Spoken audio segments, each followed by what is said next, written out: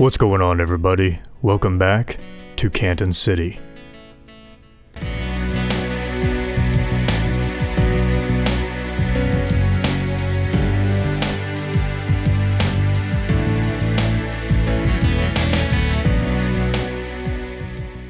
If you're not familiar with Welcome to Canton City, it's an open world city map that I created in the Far Cry 5 arcade map editor.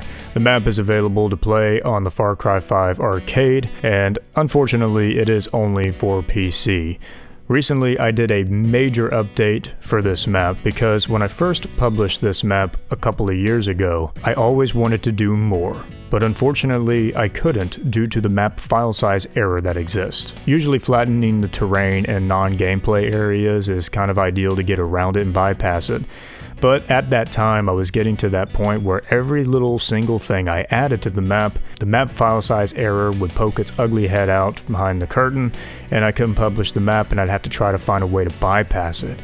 On the 2-year anniversary of releasing Canton City, I wondered if I could go back into the map and see how much more I could actually add to it, adding some more detail, adding more lighting around the map, adding civilians around the map, a couple of new mission ideas that I had, and see if I could achieve this and keep the map file size error from popping up as best as I could without changing too much of the city itself. The original version of Canton City, a lot of the areas around the map just felt dead. It felt like a ghost town. There was nothing there. I wanted to remove that dead feeling and actually bring some life to this map, so I started working on an updated version. I'm happy to say that the updated version is now available to play on the Far Cry 5 arcade, and in this video I'm going to be going over the comparisons between the original version and this newer version, talking about the new things that you're going to be experiencing if you play this map. So I hope you all enjoy playing the map if you do give it a go. If you're able to actually record your playthrough of the map, I would love to see a playthrough of this map. Predator Back 1 did a playthrough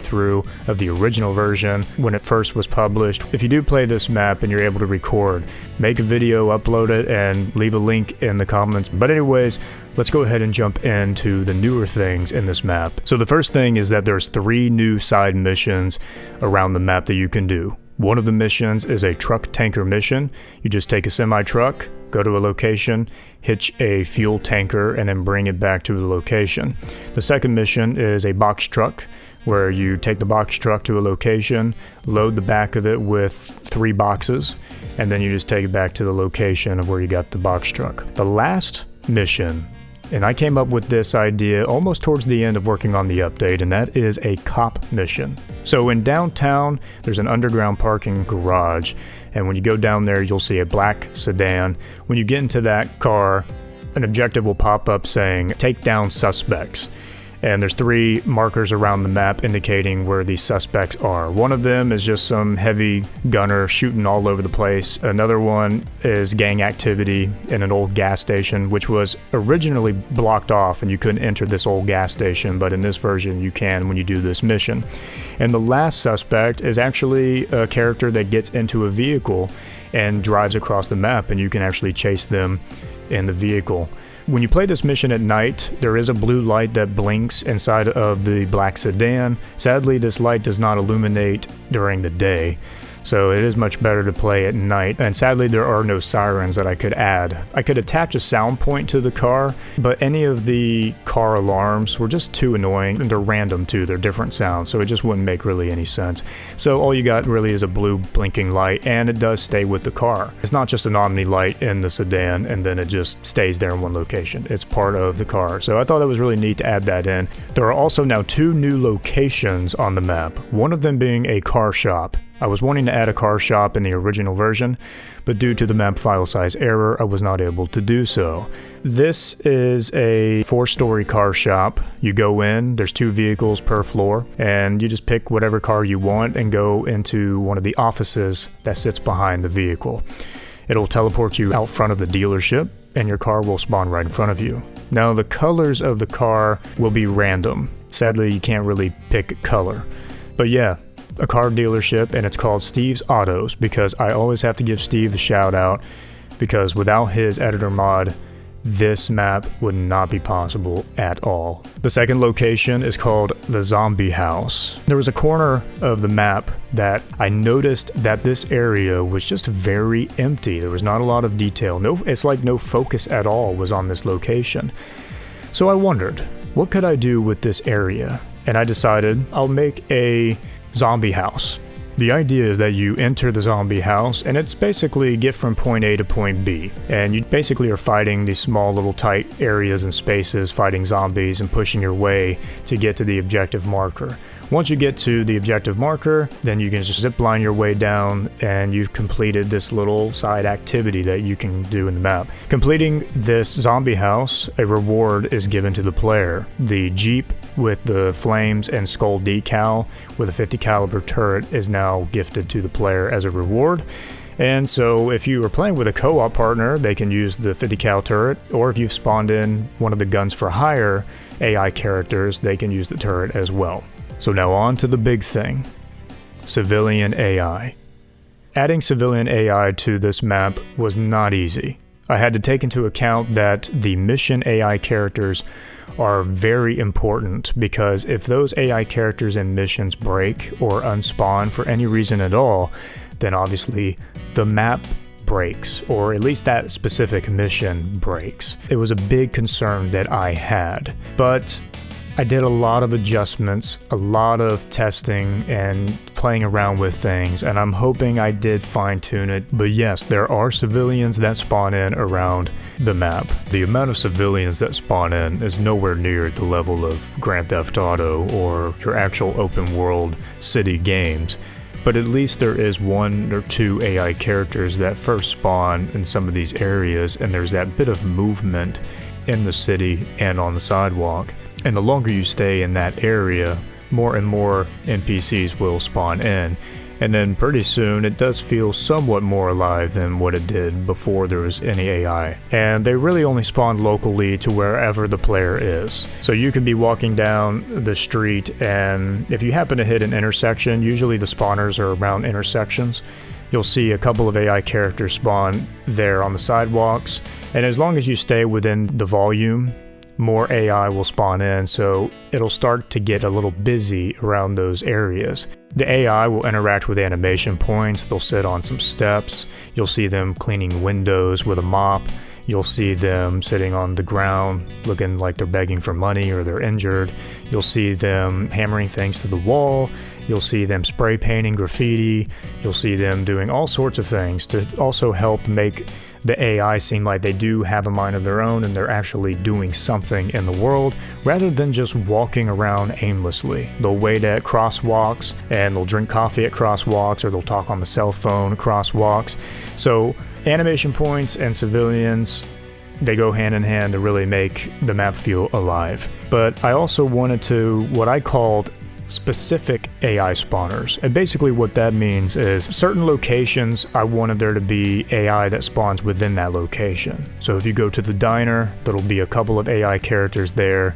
If you go to the train station, there'll be a couple that spawn there. If you go to Steve's Autos, the car dealership, there's a couple of AI characters that spawn in there. Or if you go to the very top of the hotel in downtown where there's a pool on the roof, there's a few AI characters that spawn there, including Joseph Seed without a shirt on, who jumps off the diving board and, does some swimming in the pool.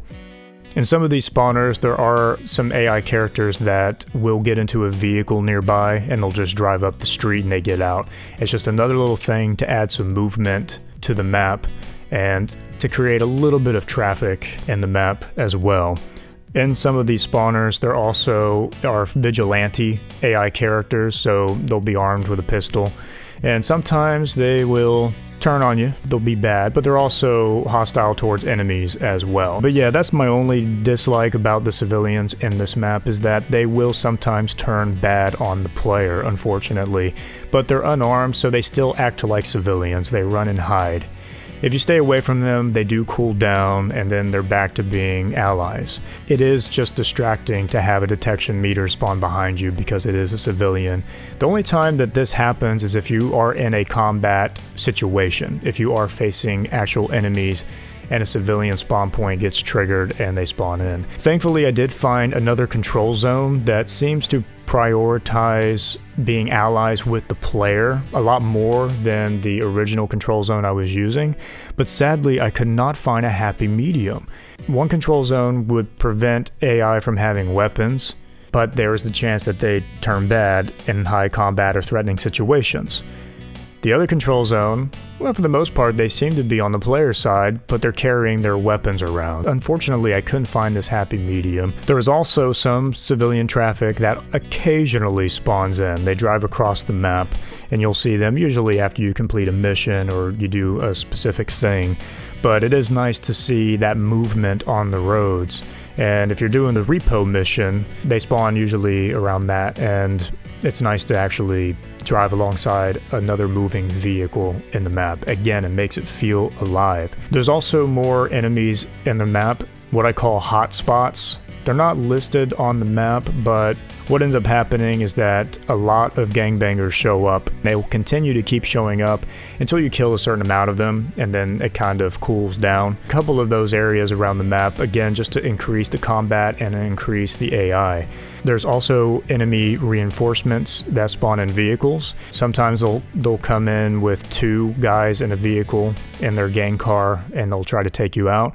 I also found towards the end of working on this update a control zone that actually makes the AI follow the player around the map, and they're hostile, which to me I actually like a lot, because originally these reinforcements, I would love for them to chase the player in vehicles, but they are just so bad. They lose the player very easily, they don't keep up unless the map is fairly wide open, then they tend to keep up, but most of the time they lose the player and they stop, and you have to like play this tug of war game just to try to get them to come after you, and then it's okay on a straightaway until you turn, and then they completely lose you like that very quickly. But this control zone, actually, no matter where you are on the map, this AI character will show up and will look for you.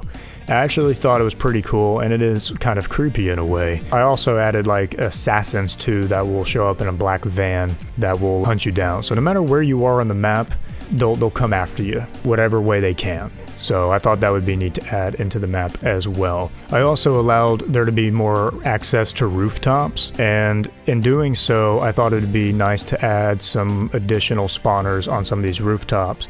And if you actually go on one of these rooftops, you'll see some local gangbangers basically swarming around on the ground, but there is quite a bit of them that do spawn in. But it's just, again, another way of adding more AI to the map and just, you know, increasing the combat, and hopefully it's fun as well. On the subject of civilians and making this map feel alive, there's a couple of other things that I decided to add into this map. One of the things is adding a couple of aerial vehicles flying around the map. Now these aren't AI, they're just visual effects, but it's one plane and one helicopter, and they just fly randomly in the sky. And it's just nice to have that visual movement on the screen, because again, it just makes it feel like there's people in this city that are doing things, and it's just not dead and stagnant. Another thing I decided to add to was additional sound points. So certain locations have certain sounds. If you go into the industrial district, you'll hear some metal clanging noises, you'll maybe hear some machinery noises. If you go near one of the clubs, you'll hear some dancing music. You'll also will hear vocalizations of people yelling, shouting, "Party!" and stuff like that around those areas. You'll also hear seagulls near the water. There's a couple of sound points in the rougher side of town where at nighttime or during the rain, you'll hear a woman screaming, you'll hear men shouting terrible things, or they're just, you know, taunting somebody. You'll hear a gunshot occasionally there as well.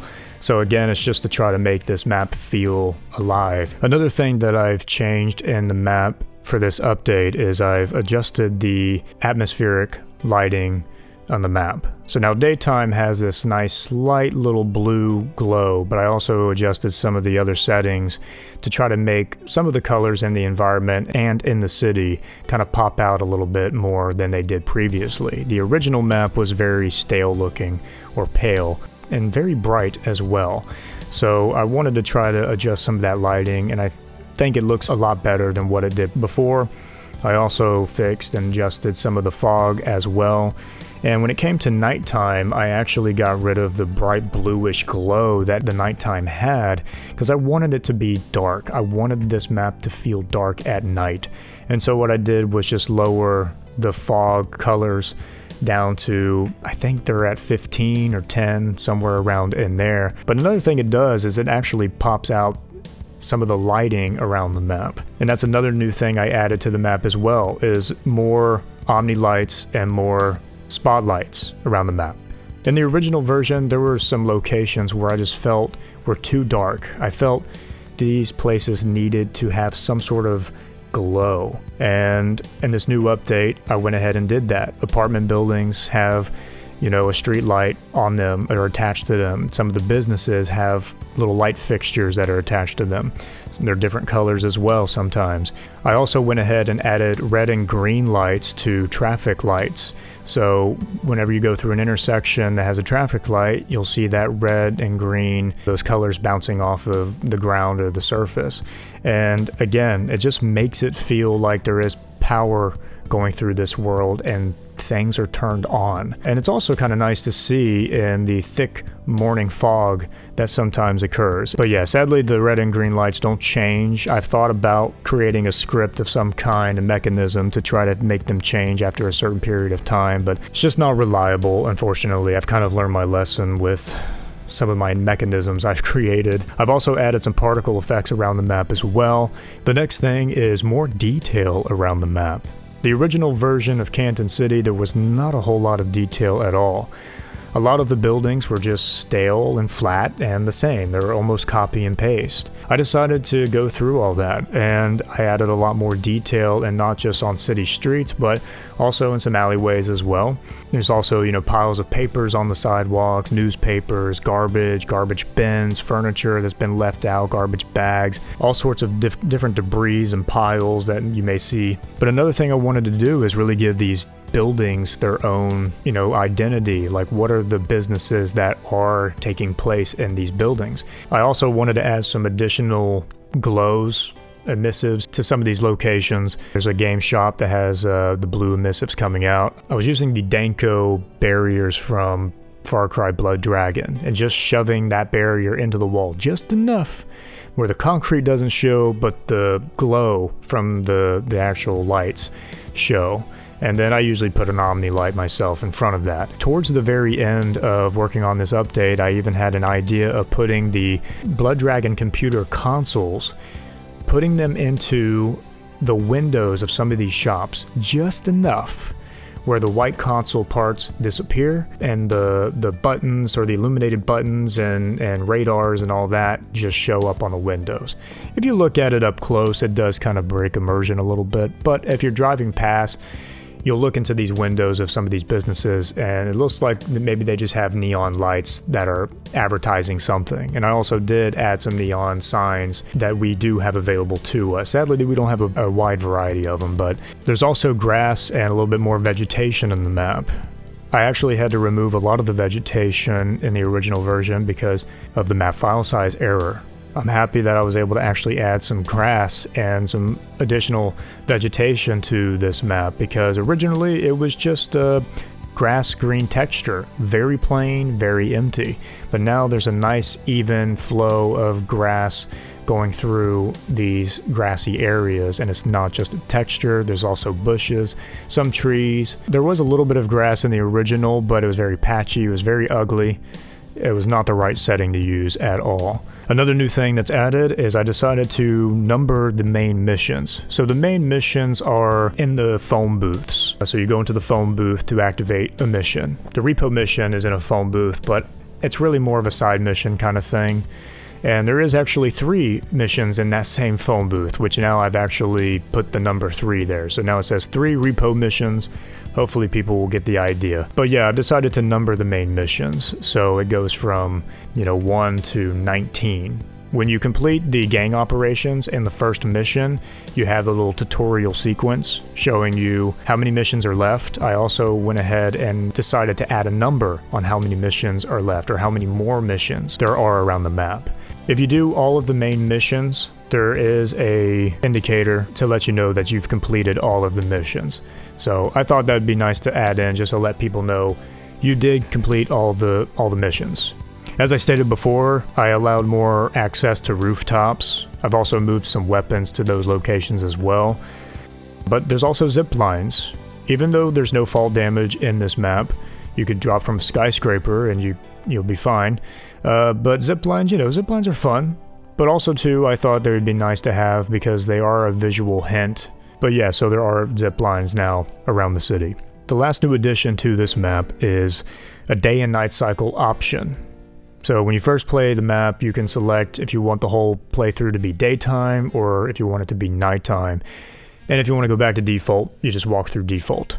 So I thought that would be nice to give players that option. Well, this is all the new things that have been added to Welcome to Canton City. And like I said, I hope you guys really enjoyed playing this. And if you are able to record your playthrough, please record it and send a link here because I would love to see different people playing through this map. I just want to see what people do, and different paths they take, what certain things catch their eye and they go to a certain location, And if you've already played this map, if you've played the original version, I hope that this update is big enough for you to sink your teeth back into it and come back to Canton City. It's such a lovely city full of crime and gangs everywhere.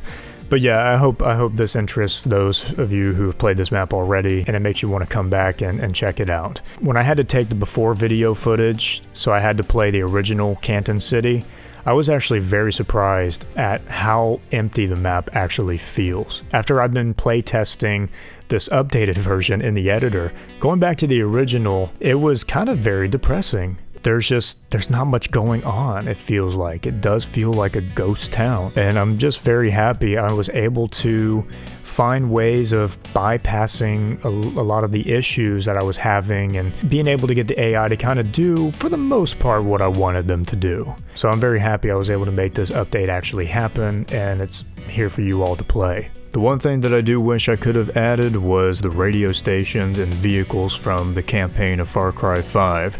Sadly, there's no way to actually bring those into the map editor, so what I would recommend doing is just playing some tunes of your own while you're playing this map.